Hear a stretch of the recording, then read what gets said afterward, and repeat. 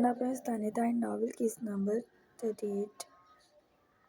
وہ اندر داخل ہوا تو پورے گھر میں بس ملازم بکھری چیزوں سامان سمیٹتے دکھائی دیے۔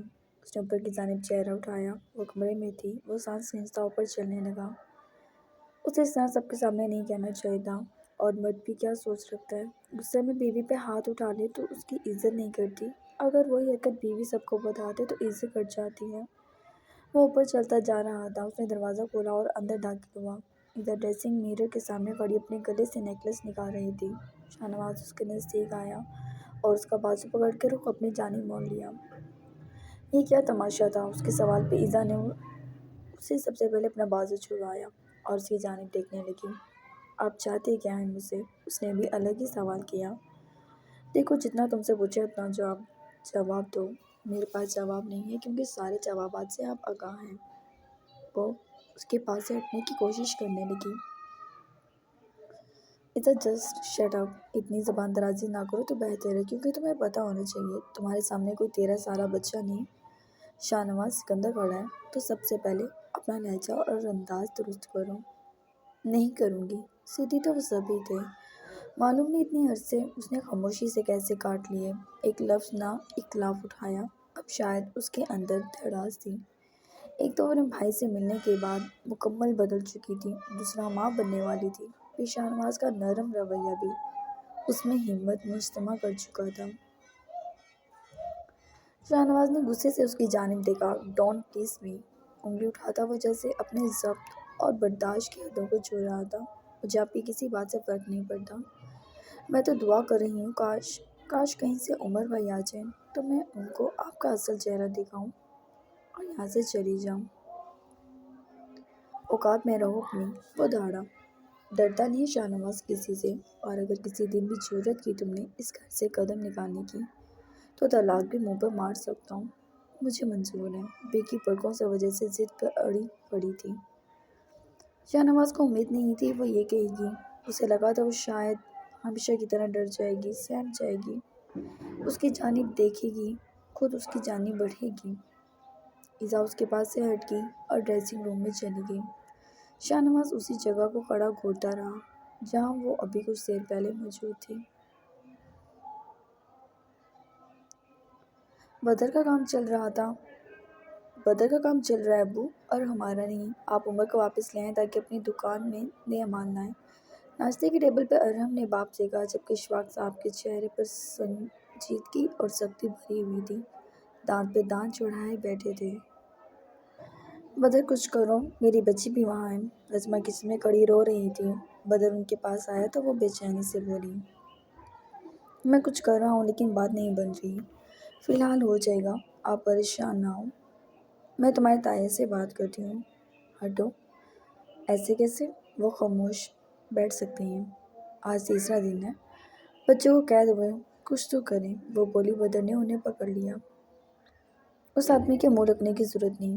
اول تو عمر خود بہت بڑی چیز ہے جو جیل میں اپنی بیوی کو فون کر کے بلا سکتا ہے، وہ یقیناً اور بھی بہت کچھ کر سکتا ہے، تو آپ اولین فکر نہ کریں، باقی میں خود بھی دیکھتا ہوں۔ اسے سمجھانے لگا مگر ماں تھی، دھڑکا سا لگا ہوا تھا دل کو۔ بدر باہر آیا اور صوفے پر بیٹھ گیا۔ سہا کی طبیعت ٹھیک نہیں تھی۔ اب وہ بیمار کیوں ہوئی وہ نہیں جانتا تھا، اسے کیا مسئلہ ہے، لیکن اس نے اٹھتے ساتھ اسے اٹھایا اور ناشتہ بنانے کا حکم دیا۔ اشفاق صاحب اور ارحم اسے ہی گھور رہے تھے، وہ سمجھ سکتا تھا ان کی تکلیف۔ بدر کی دکان کارنر کی تھی، جبکہ ان کی اندر کی طرف، تو گاہک کا پہلا رخ اس کی دکان کی جانب ہوتا تھا، اور وہ تو جیسے اپنی خوشیاں دبائے پھر رہا تھا۔ اگر ایک جگہ اس کی ڈیلنگ ہو جاتی تو انشاءاللہ وہ ترقی کی پہلی منزل پر قدم رکھ لیتا۔ وہ موبائل اسکرول کر رہا تھا۔ سہا باہر نکلی اور اس کی جانب دیکھا۔ بدر، میری طبیعت نہیں ٹھیک، آج نجمہ آنٹی سے بنوا لوں، وہ بولی آہستگی سے۔ بدر نے سر اٹھایا۔ جا کر ناشتہ بناؤ اور دوسری بات نہیں سنوں گا میں، سختی سے کہہ کر وہ پھر موبائل دیکھنے لگا۔ سہا کی آنکھیں بھیگ گئیں، وہ جیسے اسے توڑ کر رکھ دینا چاہتا تھا۔ ہاتھ کا بدلہ جسم کو تکلیف دیتا ہے جو 2-4 دن میں ٹھیک ہو جاتی ہے۔ لیکن زبان سے بدلہ ساری عمر بھی زخموں کو بھر نہیں سکتا۔ وہ اس کے لہجے اور لاپرواہی پر ایک گھونٹ حلق میں اتارتی کچن کی جانب بڑھ گئی۔ تائی جان بھی باہر دکھائی نہیں دے رہی تھی، ورنہ سب سے پہلے ان کا بولنا تو فرض تھا، اور سوہا کے باپ اور بھائی کو بدر کی دکان اور اس کے کاروبار سے غرض تھی بس۔ سوہا کچن میں آئی اور کانپتے ہاتھوں سے بال سمیٹ کر اس نے پراٹھے کے لیے سامان تیار کرنا شروع کیا۔ اس کے واضح کانپتے ہاتھ اور سرخ چہرہ نجمہ دیکھ سکتی تھی۔ سوہا بیٹا کیا ہوا؟ طبیعت نہیں ٹھیک کیا؟ نجمہ بولی تو سوہا نے جواب نہیں دیا، نہ ہی وہ کسی کے منہ لگنا چاہتی تھی۔ بیٹا طبیعت ٹھیک ہے؟ مجھ سے بات کرنے کی ضرورت نہیں ہے۔ وہ دھاڑی بدر سمیت سب کچھ سنائی دیا تھا۔ اندھی ہیں آپ، دکھائی نہیں دیتا؟ آپ کے راجہ اندر کے لیے پراٹھا بنا رہی ہوں۔ میری طبیعت کا ٹھیک ہونا یا نہ ہونا ضروری نہیں، اپنے کام سے کام رکھیں۔ بہتی آنکھوں سے وہ ان پر ٹوٹ پڑی۔ نجمہ شرمندگی سے سر جھکا گئی، جبکہ بدر نے دانت پیسے ہوئے یہ بکواس سنی تھی۔ سوہا بدر کو دیکھ کر سٹپٹائی۔ وہ اس کے نزدیک آیا اور اس کے ہاتھ سے سامان کھینچ لیا۔ یہاں کھڑے ہو کر میری ماں نے بخار سے چلتے وجود سے تمہاری پسند کی چیزیں بنائی ہیں۔ میری ماں نے ان ہاتھوں سے تم لوگوں کی خدمت کی۔ میری ماں کے جسم کے کسی بھی حصے میں درد ہوتا تھا، وہ اس درد میں کھڑی وہ اس خاندان کی بھوک مٹانے کو بنا رہی ہوتی تھی چیزیں، اور تم ایک رتی بھر بخار پر اترا رہی ہو۔ وہ دھاڑا۔ اصل بے غیرتی تو باپ کی بھی تھی، وہ جو اٹھ کر نہ آئے۔ سوال نہیں کیا۔ سوہا کے چہرے کے رنگ اڑے۔ معافی مانگو مجھ سے ابھی، وہ اس کا رخ امی کی جانب کرتا بولا۔ نجمہ پریشان سی ہوئی، کیونکہ سوہا کی آنکھ سے آنسو لڑی کی مانند بہہ رہے تھے۔ میں نے کہا معافی مانگو، اور آئندہ تمہاری آواز میری ماں سے اوپر ہوئی تو زبان کاٹ کر رکھ دوں گا، اور میں یہی کروں گا۔ اس نے نجمہ کی جانب اسے دھکیل دیا۔ نہیں بدر، اس کی ضرورت نہیں، اس کی طبیعت نہیں ٹھیک تو مجھے کہتے میں ناشتہ بنا دیتی۔ امی بیوی یہ ہے میری، اور اس کی ذمہ داری ہے کہ یہاں وہ سب کرے جو کہ آپ نے کیا ہے، شوہر کے مر جانے کے باوجود۔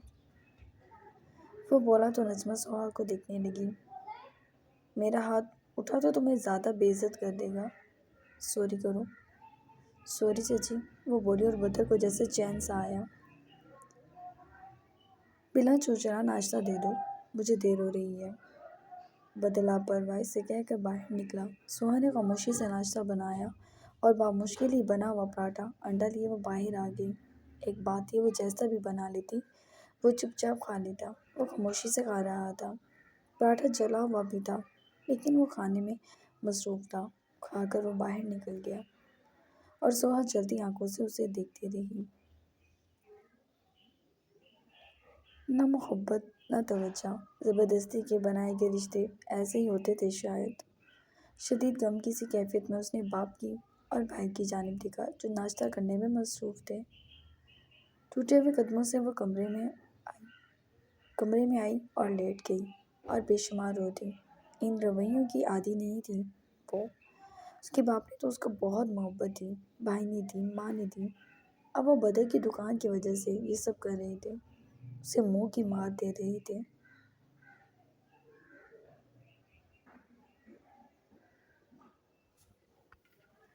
وہ روتے روتے سو گئی تھی۔ معلوم نہیں شام کی کس پہر آنکھ کھلی۔ صبح سے کچھ نہیں کھایا تھا، ایک تو بھوک بھی تیز بخار، اس کا سر چکرا گیا، ہاتھ کانپنے لگے تھے۔ وہ اٹھنا چاہتی تھی لیکن ہمت نہیں تھی، سردی کا بخار تھا، اس کی جان لے رہا تھا۔ کوئی آیا ہی نہیں اس کے پاس اسے دیکھنے۔ اسے لگا اس کی ماں آئے گی سب سے پہلے، مگر کوئی نہیں تھا۔ وہ بستر پر ہی پڑ گئی۔ ہمت تھی کہ ختم ہو رہی تھی، وہ وہیں لیٹی رہی، اور کھڑکی کے باہر رات کی چادر آسمان پہ پھیلتی اس نے اپنی آنکھوں سے دیکھا تھا۔ اس نے آنکھیں بند کر لی اور معلوم نہیں وہ پھر نیند میں چلی گئی تھی۔ اور پھر جیسے اسے احساس ہوا کہ اس کو کوئی ہلا رہا ہے، اس نے آنکھیں کھولی۔ بدر تھا اوپر ہو کے لیٹا، اس نے حکم دیا۔ سوہا اسے دیکھتی رہی۔ اس نے اس کا بخار چیک کیا، وہ واقعی دب رہی تھی۔ وہ میڈیسن لایا تھا اس کے لیے۔ اس نے سب سے پہلے کھانے کی شاپر کھولے اور خود ٹرے میں کھانا رکھ کر لے آیا۔ سوہا اسے دیکھ رہی تھی۔ وہ سنجیدگی سے یہ سب کر رہا تھا۔ وہ اس کے نزدیک بیٹھا اور اس کے منہ کی جانب 2-4 لقمے بڑھائے اور اس کے بعد اس کے ہاتھ میں دے دیا تھا۔ بریڈ، بوائل ایگ اور بازاری کھانے کے ساتھ ایک بیمار بندے کا بھی کھانا تھا۔ وہ چپ چاپ اپنا کھانا کھانے لگا۔ سوہا اسے دیکھنے لگی۔ یہ توجہ تھی یا بھیک تھی؟ وہ بہرحال چھوٹے چھوٹے لقمے لینے لگی اور کچھ دھس آئی تھی وجود میں، جیسے راحت سی میسر ہوئی ہو۔ کچھ سمجھ لگا ہو تو ماں کو۔ اس میں جتنی ہمت تھی اتنا کھا کر رکھ دیا۔ بدن نے فورس نہیں کیا۔ پہلے اس نے مکمل کھانا کھایا اور پھر دوا نکال کے اس کی ہتھیلی پہ رکھ کر اسے گلاس تھما دیا۔ تم بیمار مت ہوا کرو۔ پیسے نہیں ہیں میرے پاس اتنے کہ کھانے کو بھی دوں اور یہ بیتوکی چونچلے بھی اٹھاؤں، سرد مہری سے کہہ کے وہ برتن اٹھا گیا۔ سوہا خوش ہو گئی تھی کہ اسے اس کا احساس ہے، لیکن وہ مجبوری میں کر رہا تھا۔ اس نے دوائی لی اور پانی کا گلاس سائڈ پر رکھ کر لیٹ گئی۔ اسے سخت سردی لگی تھی، یہاں تک کہ 2 کمبل میں بھی کانپ رہی تھی۔ بدر صوفے پر بیٹھے کسی سے بات کر رہا تھا، کاغذ پینسل سے کچھ لکھ رہا تھا۔ سوہا اسے دیکھتے دیکھتے سو گئی تھی۔ پھر دوائی نے کچھ اثر کیا تو اس کا دماغ شعور میں تھا، مگر آنکھیں بند کیے وہ سوتی جاگتی کیفیت میں تھی۔ معلوم نہیں کس وقت کام سے فارغ ہو کر وہ اس کے نزدیک آیا اور اس کے ساتھ لیٹ گیا۔ سخت تھکاوٹ تھی۔ اس نے کچھ دیر لیٹ کے چھت کو گورا۔ کمبل گرم تھے لیکن وہ سکڑی ہوئی لیٹی ہوئی تھی۔ بدر نے سر جھٹک کر اس کا گال تھپتھپا دیا۔ اٹھو، وہ بولا۔ سوہا نے آنکھیں کھولیں۔ لائٹ بند کرو، اور وہ رک گیا، اپنی قمیض کا گریبان چاک کرتے ہوئے۔ اس نے اس کی صورت دیکھی۔ سوہا کی آنکھیں حیرانگی سے پھیل گئیں۔ اس میں اٹھنے کی ہمت نہیں تھی۔ وہ خواہشمند کس بات کا تھا اس سے؟ بدر، سوہا مجھے بکواس نہیں سننی۔ اس نے بس اتنا ہی کہا۔ لیکن میری طبیعت نہیں ٹھیک، وہ جیسے منت کرنے لگی۔ یہ میرا مسئلہ نہیں ہے کہ تم بیمار ہو، اور ویسے بھی کھا ہی چکی ہو۔ بحث کر کے میرا موڈ سپائل نہ کرنا، اس نے کہا اور اس کی جانب دیکھا۔ تم بہت بڑے وحشی ہو۔ وہ رو پڑی۔ اچھا، دیر سے احساس ہوا تمہیں اس بات کا؟ وہ اب بھی لاپرواہ تھا۔ میں تمہاری شکایت ابو کو لگا دوں گی، وہ بے بسی سے بولی۔ اچھا ٹھیک ہے، جاؤ لگا دو، میں بھی دیکھ لوں گا۔ وہ باپ جو تمہیں منہ لگانا پسند نہ کرے، وہ کیا کرے گا تمہارے لیے؟ اس کی بات پر سوہا بے بسی سے اسے دیکھنے لگی۔ میرا ٹائم ویسٹ کر رہی ہو۔ کیسی بیوی ہو تم؟ سارا دن محنت کر کے آیا ہوں اور تم اپنی تکلیف اور طبیعت کے ڈھکوسلے لے کے بیٹھ گئی ہو۔ وہ بولا۔ سوہا نے گال صاف کیا، کانپتے ہاتھوں سے لائٹ بند کی۔ کمرے پر اندھیرا چھا گیا، لیکن چونکہ ان کے کمرے میں ہیٹر نہیں تھا تو ابھی سردی کا احساس شدید تھا۔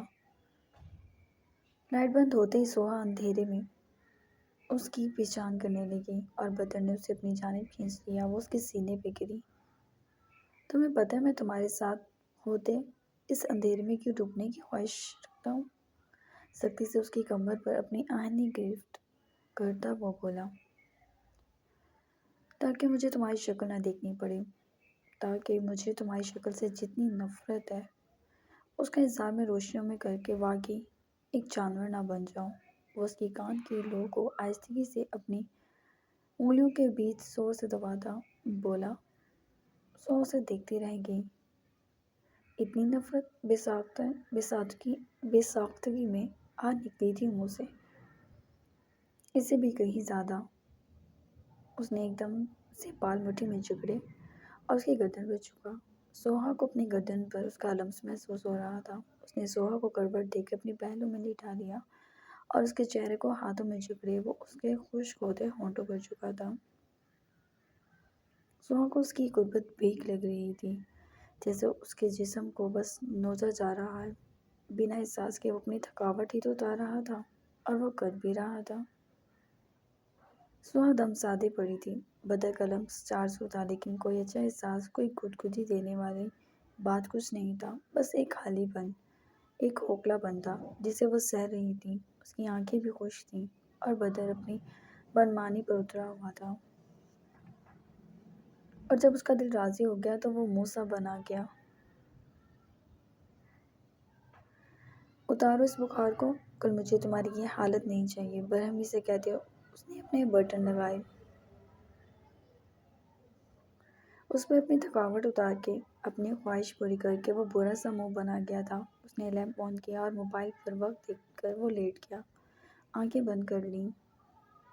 سوہا کی آنکھیں یوں ہی کھلی ہوئی تھیں اور وہ دیوار کو گھور رہی تھی۔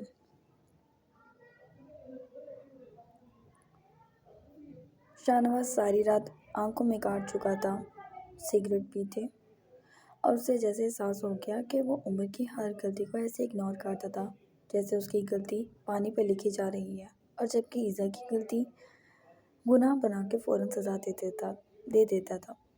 عادت پرانی تھی تبھی چھوٹ نہیں رہی تھی۔ وہ جانتا تھا وہ بھی اس سے ناراض ہو جائے گی کہ وہ اس کی بیٹی کے ساتھ کیا کر رہا ہے، جبکہ وہ اندر پاپ کا گوشت کے مزے لے رہی تھی۔ وہ اٹھا اور اس کے پاس آ کے اس کے چہرے پر سے کمبل ہٹایا تو حسین سا چہرہ ہلکا ہلکا گرمائی سے سرخ ہو گیا تھا۔ وہ آرام سے سو رہی تھی، اسے بے سکون کر کر۔ شاہ نواز اس کے نزدیک لیٹ گیا اور اس کے گال پر ہاتھ پھیرنے لگا۔ نشان تھا لیکن ہلکا سا، اس کے بال سنوارے اور گہرا سانس بھر کر اٹھ گیا۔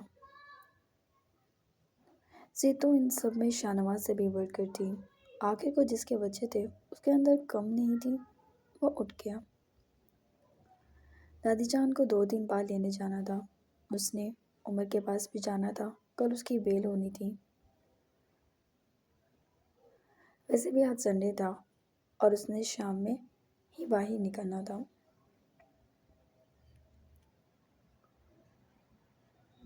وہ کسمسا کر اٹھی اور ایک دم اس کا ہاتھ ایک نرم چیز سے ٹکرایا۔ کچھ ڈر کر آنکھیں کھولی تو ایک بڑا سارا بھالو عین اس کے پہلو میں تھا۔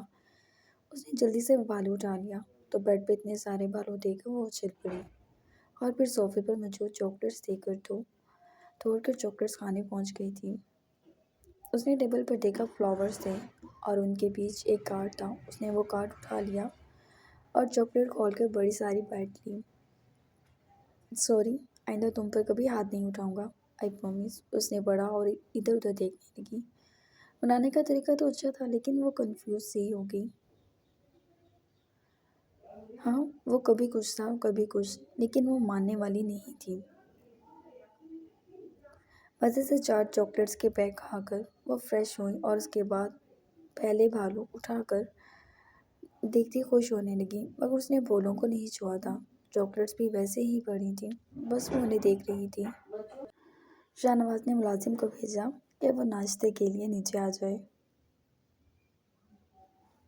نہیں کرنا ناشتہ، وہ بولی اور سر جھٹکی۔ کچھ دیر بعد شاہ نواز خود آ گیا۔ ناشتہ نہیں کرنا؟ نرمی سے بولا۔ نہیں، وہ بس اتنا ہی بولی۔ تمہیں پھول اچھے نہیں لگے؟ وہ گلابی پھولوں کو دیکھتے ہوئے بولا۔ مجھے ریڈ پھول پسند ہے، وہ بولی۔ شاہ نواز اس کا نخرہ دیکھ رہا تھا، وہ بڑی بات ہی سہ رہا تھا۔ اوکے، تو مجھے لسٹ بنا دو، تمہیں کیا کیا پسند ہے۔ آپ کو کیوں بتاؤں؟ کیونکہ میں تمہارا شوہر ہوں۔ وہ اس کے نزدیک آ گیا۔ میں نہیں مانتی۔ ہیں، نکاح نامہ ہے میرے پاس، تمہارے ماننے نہ ماننے سے کوئی فرق نہیں پڑتا، وہ بولا۔ تو اپنے پاس رکھیں اسے، آپ بڈھی روح ہیں، وہ بولی اور اس کے پہلو سے ایک بھالو اٹھا کر نکل گئی۔ واٹ؟ شاہ نواز اس کی ان باتوں سے پریشان ہی ہو جاتا تھا۔ آئینے میں خود کو دیکھ کر وہ اس کے پیچھے پیچھے گیا تھا، وہ جو اپنے پیچھے لوگوں کو چلاتا تھا خود سے پیچھے گیا۔ تم نخرہ دکھانا بند کرو اب بس۔ کس لیے؟ میں سوری بولا تو ہوں۔ وہ ناپرست شخص منہ سے معافی مانگتا ہی کیسے؟ کیا بولا ہے؟ وہ بھی زج کر رہی تھی۔ وہی وہ بس اتنا ہی بولا۔ وہ نہ منہ سے بولے، وہ بولی۔ زیادہ فری نہ ہو، وہ انگلی اٹھا کر بولا۔ ادھر صوفے پر بیٹھ کے اپنا موبائل دیکھنے لگی۔ بات کر رہا ہوں تم سے، وہ موبائل چھین گیا۔